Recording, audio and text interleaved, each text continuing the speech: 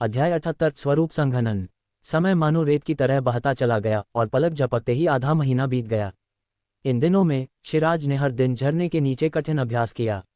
वह ये भी नहीं गिन पाया कि झरने के प्रबल प्रभाव के कारण वह कितनी बार झील में गिरा।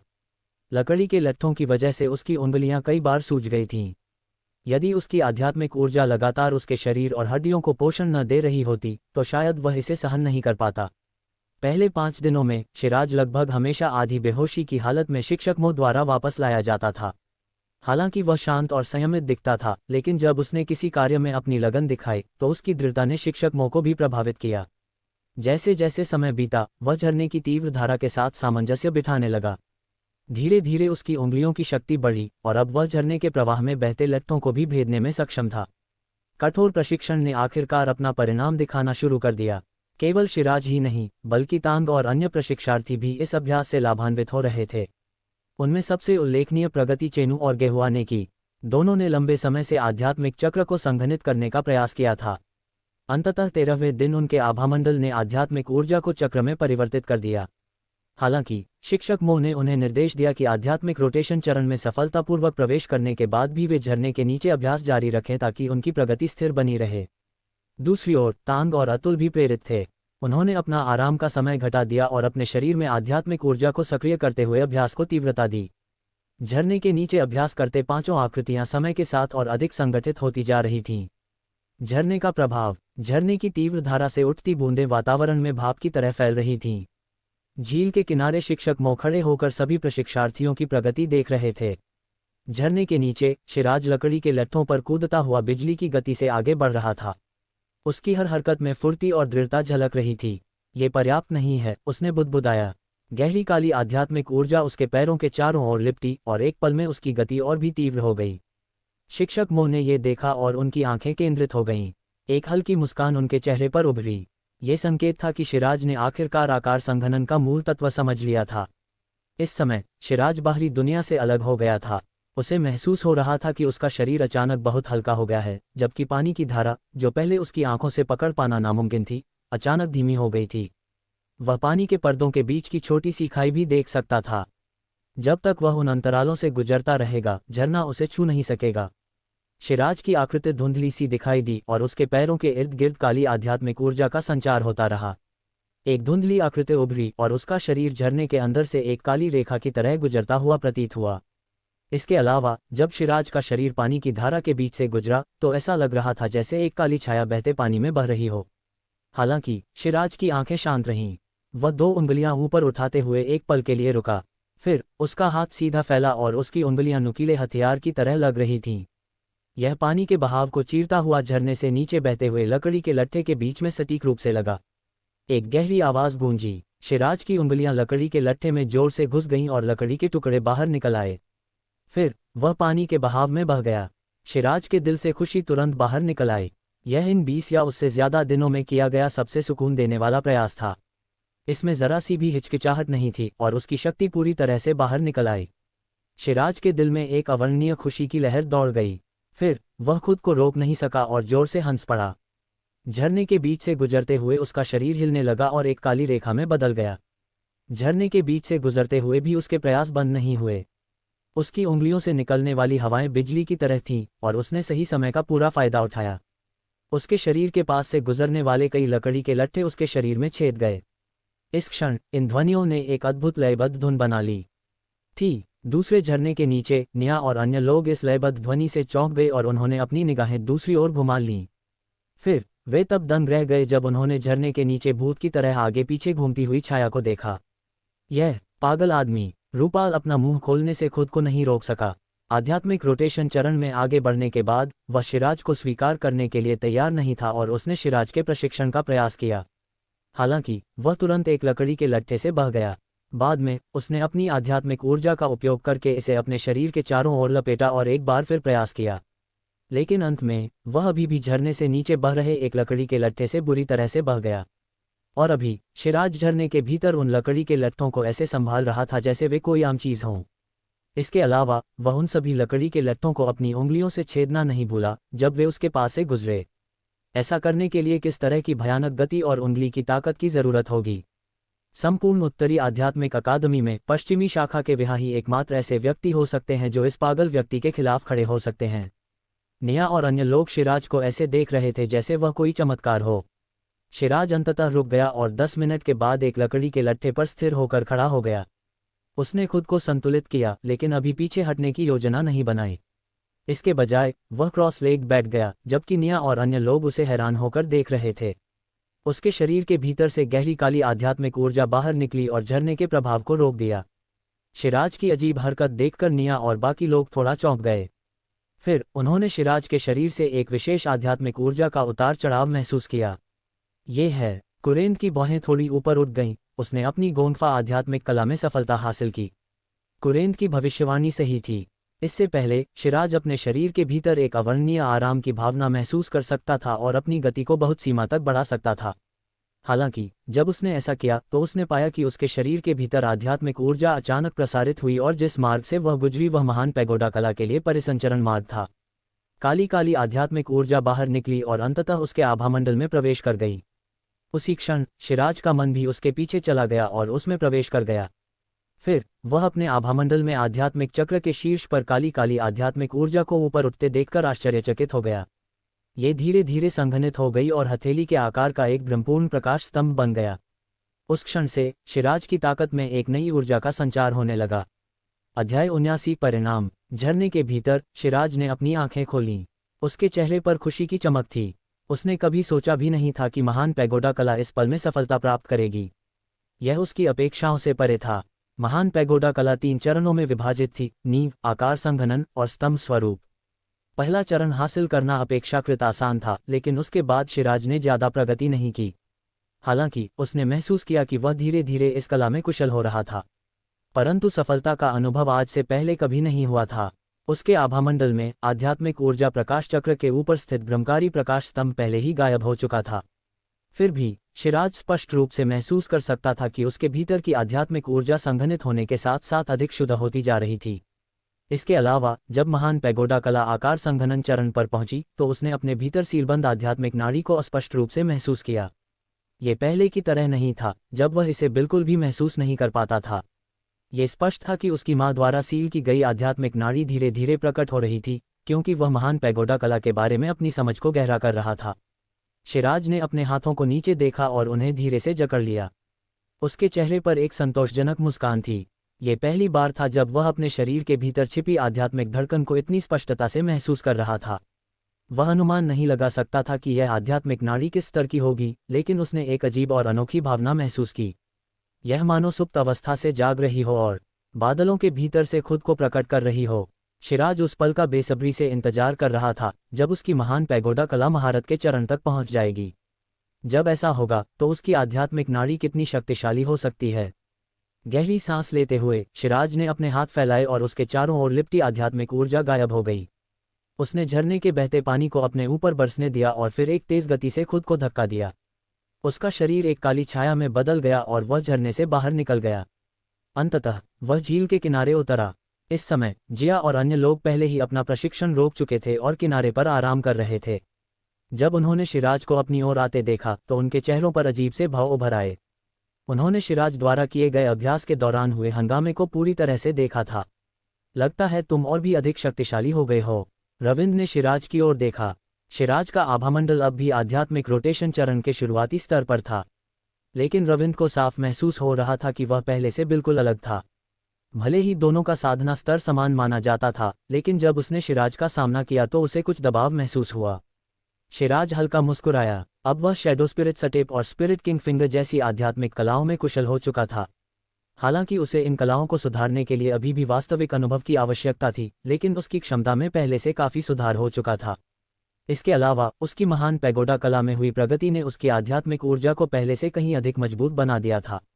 यह इतनी शक्तिशाली हो चुकी थी कि वह आध्यात्मिक रोटेशन चरण के अंतिम स्तर तक प्रतिस्पर्धा कर सकता था।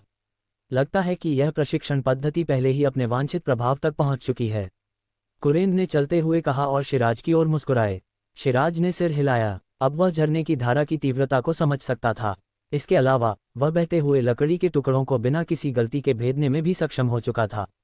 इसका मतलब था कि उसने अपने इच्छित परिणाम पहले ही हासिल कर लिए थे।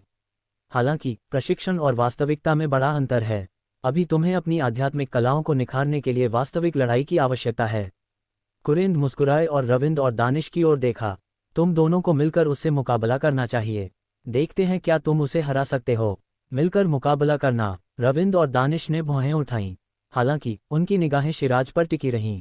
इस दौरान शिराज ने उन्हें कई बार चौंका दिया था। अगर वे उसे हरा सकते तो शायद उनकी खोई हुई प्रतिष्ठा वापस आ सकती थी। हालांकि वे जानते थे कि अकेले लड़ाई में वे शिराज का सामना नहीं कर सकते, लेकिन अगर वे मिलकर प्रयास करते तो उन्हें अपनी जीत की थोड़ी उम्मीद थी। शिराज, क्या तुम हमें यह मौका दोगे? रविंद्र ने मुस्कुराते हुए पूछा। 2 बनाम 1, यह ज्यादा नहीं हो रहा? जिया ने रविंद्र की ओर देखा और हल्की आह भरी। शिराज मुस्कुराया और कुरेंद्र की ओर देखते हुए सिर हिलाया। अगर यह मुझे अपनी कलाओं को निखारने में मदद करेगा तो मुझे कोई आपत्ति नहीं है। शिराज का जवाब सुनकर रविंद्र और दानिश मुस्कुराए। उन्होंने अपनी गर्दन घुमाई और कहा, अब समय आ गया है। लेकिन मैं तुम्हें पहले ही बता दूं, हमें हल्के में मत लेना। हमने पहले भी कई कठिन लड़ाइयां लड़ी हैं। याद दिलाने के लिए धन्यवाद। शिराज ने अपने हाथों को धीरे से फैलाते हुए कहा, कृपया मेरा मार्गदर्शन करें। रविंद्र और दानिश के चेहरे पर गंभीरता उभर आई। उन्होंने एक दूसरे की ओर देखा और बिना किसी चेतावनी के एक साथ शिराज की ओर दौड़ पड़े।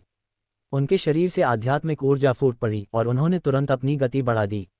उनकी मुट्ठियां हवा को चीरती हुई शिराज के बाएं और दाएं तरफ बढ़ीं। जब जिया ने दोनों को इतनी ताकत से हमला करते देखा तो वह खुद को रोक नहीं सकी और हल्की आवाज में चिल्लाई।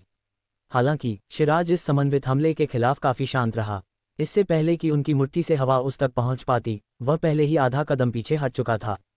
तेज हवाएं उसके चेहरे से गुजरी और शिराज के बाल ऊपर उठ गए। इससे उसकी काली आंखें दिखाई दी जो शांत झील की तरह शांत थीं। चूंकि शिराज ने आसानी से उनके हमले को टाल दिया था, जेका और गेहुआ ने मजबूती से आगे बढ़ना जारी रखा। उनकी मुट्ठियां फट गईं और ऐसा लगा कि एक तूफान आ गया है। एक प्रचंड प्रहार की हवा घनी आध्यात्मिक ऊर्जा से घिर गई और सीधे शिराज पर हमला कर दिया। जैसे ही ये तूफान जैसा हमला हुआ, शिराज के पैरों से आध्यात्मिक ऊर्जा फूट पड़ी। उसका शरीर हिल गया और एक तेज आवाज के साथ वह एक भूतिया छाया बन गया और सीधे उन दोनों के निरंतर हमले से गुजर गया। दोनों की प्रहार की ताकत शिराज के शरीर को बिल्कुल भी नहीं छू पाए। कितनी गति! जेका और गेहुआ ने अपनी आंखें सिकोड़ लीं। वे यह नहीं देख पाए कि शिराज उनके आक्रमण से कैसे गुजरा। बाईं तरफ उनकी आंखों के कोनों में रोशनी चमक उठी और वे पीछे मुड़े और एक लात मारी। लात एक भाले की तरह थी और हवा को चीरती हुई वहां मौजूद आकृति पर भयंकर रूप से हमला कर रही थी। हालांकि जब उनकी किक उस आकृति तक पहुंची तो वह सीधे उसके पार चली गई। उन्हें शिराज को मारने का जरा भी एहसास नहीं हुआ। यह एक प्रतिबिंब है। जेका और गेहुआ की आंखों में अंततः आश्चर्य की एक झलक दिखाई दी। शिराज की गति इतनी तेज और विचित्र कैसे हो सकती है? आसपास अचानक उनके दाहिने हिस्से से हंसी की आवाज आई। जेका और गेहुआ आश्चर्यचकित थे और जल्दी से अपना शरीर घुमाया। हालांकि उन्होंने देखा कि शिराज के दोनों हाथों की कुल 4 उंगलियां खड़ी थीं। उंगलियों पर एक अस्पष्ट सुनहरी रोशनी चमक रही थी जबकि एक अत्यंत भयंकर उतार चढ़ाव निकल रहा था। शिराज की बांह कांप उठी। उसकी उंगली हवा में बिजली की तरह चुभती हुई सीधे जेका और गेहुआ के गले की ओर बढ़ी। जेका और गेहुआ से एक सघन आध्यात्मिक ऊर्जा बिना किसी रोक टोक के बाहर निकली। इसने उनके सामने एक मोटी आध्यात्मिक ऊर्जा प्रकाश ढाल बना दी। ये स्पष्ट था कि उन्होंने देखा था कि शिराज का हमला कितना शक्तिशाली था, लेकिन उनके बचाव के सामने शिराज ने रुकने का कोई संकेत नहीं दिखाया।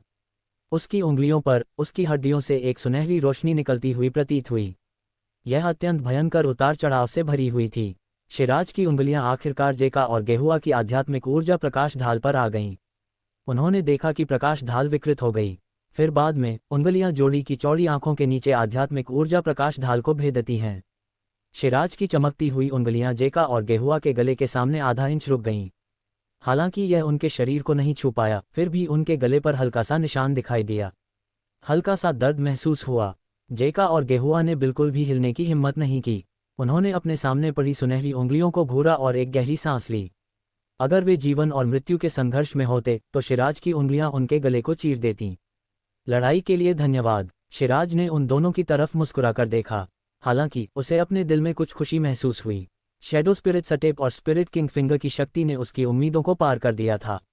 अगर उसे पहले 2 आध्यात्मिक रोटेशन चरण के विरोधियों के खिलाफ लड़ना पड़ता तो यह इतना आसान नहीं होता, भले ही वह जीत जाता।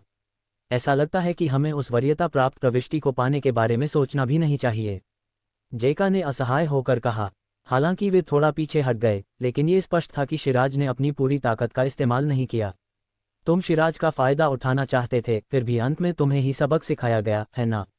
सोनम ने अचानक मुस्कुराते हुए कहा जब उसे शिराज की जीत का एहसास हुआ। सोनम, कम से कम हम आपके सबसे वफादार साथी माने जाते हैं। आपको हमें इतना बड़ा झटका नहीं देना चाहिए, है ना? जेका और गेहुआ ने उदास होते हुए कहा। धन्यवाद, लेकिन मुझे खुशी होगी अगर तुम दोनों मेरा पीछा करना बंद कर दो। सोनम ने प्यार से मुस्कुराया और उसकी मुस्कान शुद्ध और सुंदर थी। हालांकि उसने फिर भी दोनों को लगातार मारा।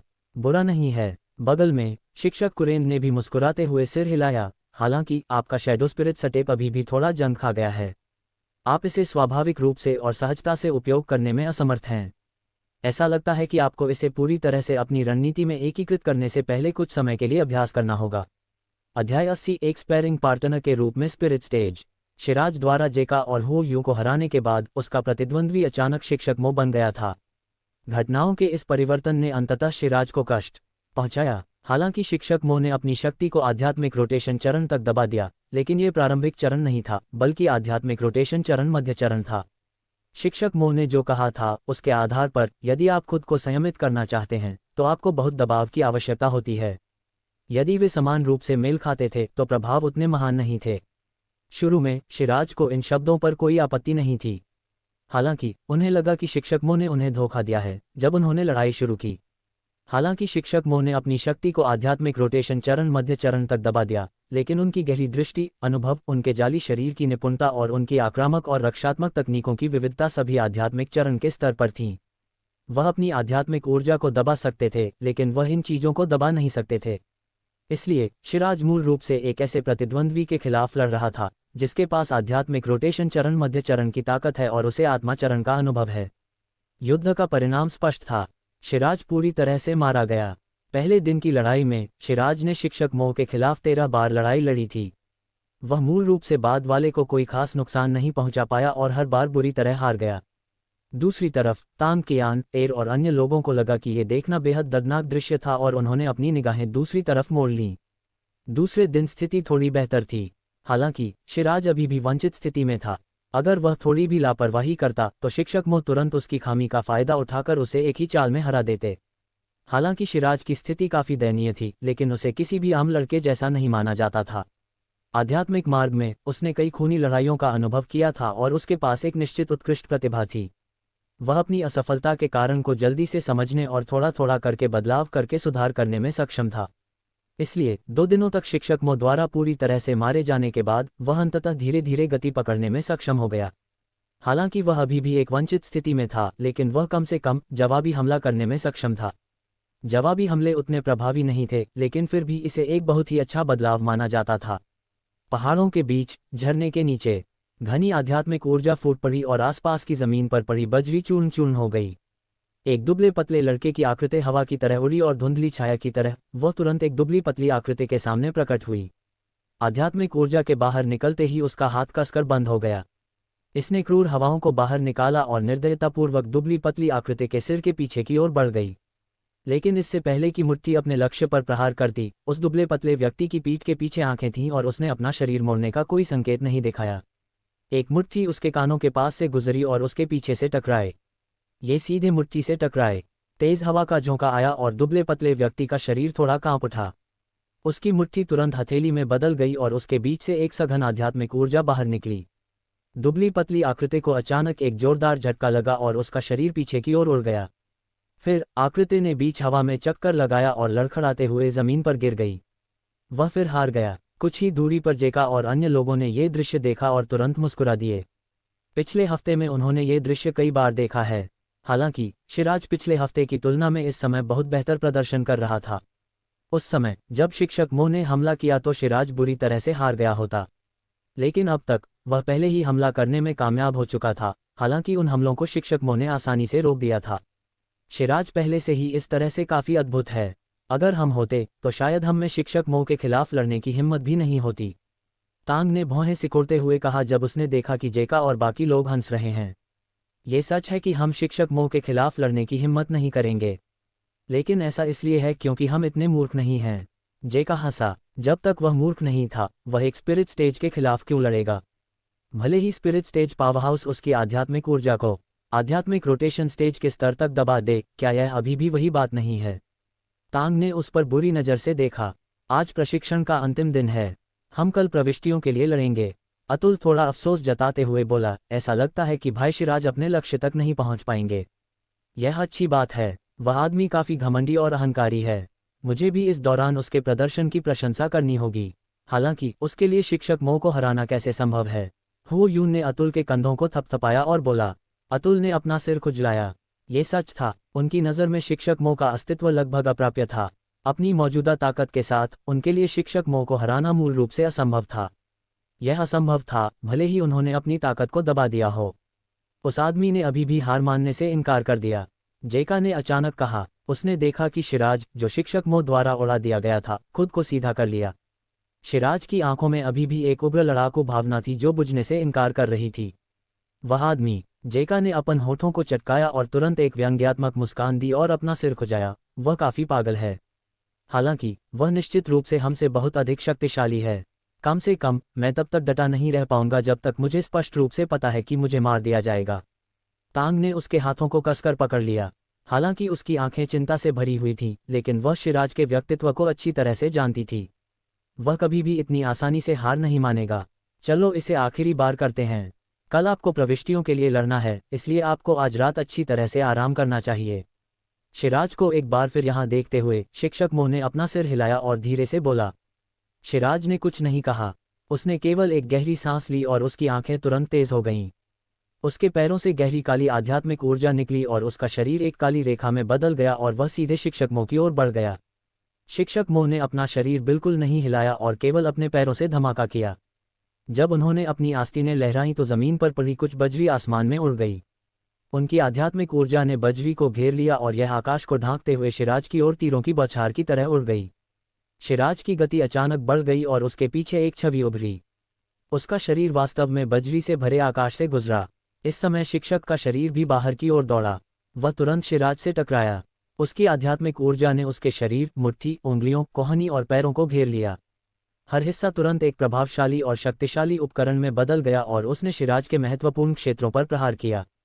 शिराज ने शैडो स्पिरिट सटेप को पूरी गति से अपनाया और एक धुंधली छाया शिक्षक शिराज के चारों ओर फैल गई। उसने हर एक हमले को टाल दिया जिसमें एक शक्तिशाली बल शामिल था। यह अभी भी पर्याप्त तेज नहीं है। शिराज को महसूस हो रहा था कि शिक्षक शिराज के हमले उससे मुश्किल से ही टकरा रहे थे। हमलों की वजह से तेज हवाएं उसकी त्वचा में चुभ रही थीं। इसके अलावा ये भी स्पष्ट था कि बाद वाले का हमला तेज हो रहा था। जल्दी या बाद में वह भी इसकी चपेट में आ जाएगा। उसे अपनी गति और तेज करनी होगी। शिराज ने अपने दांत पीस लिए। उसने अपना पूरा ध्यान इकट्ठा किया और अपनी आध्यात्मिक ऊर्जा को चरम सीमा तक बढ़ाया। उसके मेरिडियन के भीतर आध्यात्मिक ऊर्जा ने गर्जना की और ऊर्जा की घनी लहरें लाईं। यह अभी भी पर्याप्त तेज नहीं था। उसके हमले उतने प्रभावी नहीं थे। शिराज के दिल में एक गहरी दहाड़ गूंज उठी। उसकी आंखें जैसे दुनिया से अलग हो गईं। उसने कोई अजीब आवाज़ नहीं निकाली और सिर्फ अपने सामने शिक्षक शिराज के प्रचंड हमले को देखा। मेरी सारी शक्ति बाहर लाओ। जैसे ही ये दहाड़ शिराज का दिल में गूंजने लगी, उसके आभामंडल से एक भिनभिनाती हुई ध्वनि निकली। उसने देखा कि उसकी आध्यात्मिक ऊर्जा वाकई इकट्ठा हो रही थी और उसके आभामंडल में आध्यात्मिक चक्र के ऊपर एक अस्पष्ट प्रकाश स्तंभ का निर्माण हो रहा था। जिस क्षण वह अस्पष्ट प्रकाश स्तंभ उभरा, ऐसा लगा जैसे शिराज के शरीर की गहराई में रोशनी बुला ली गई हो और वह प्रज्वलित हो गई हो। शिराज के शरीर के भीतर आध्यात्मिक ऊर्जा अचानक तेजी से बढ़ी और बाहर निकल आई। एक अवर्णनीय भावना उसके अंगों और हड्डियों में गड़गड़ाहट की तरह दौड़ गई। इसी समय शिराज की गति अचानक बढ़ गई। ये कई प्रतिबिंबों में बदल गई और शिक्षक शिराज को घेर लिया। बाद में ये देखकर कुछ हद तक चौंक गए कि उसके सभी हमलों को शिराज ने चकमा दे दिया था।